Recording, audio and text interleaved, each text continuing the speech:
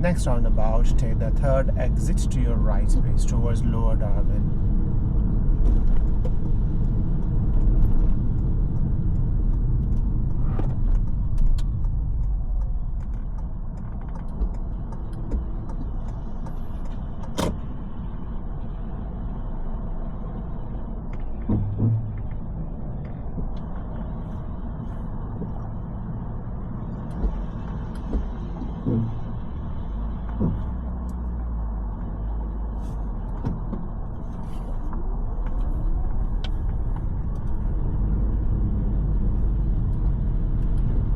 When it's raining and your vision is restricted at the front for the windscreen, what you should do?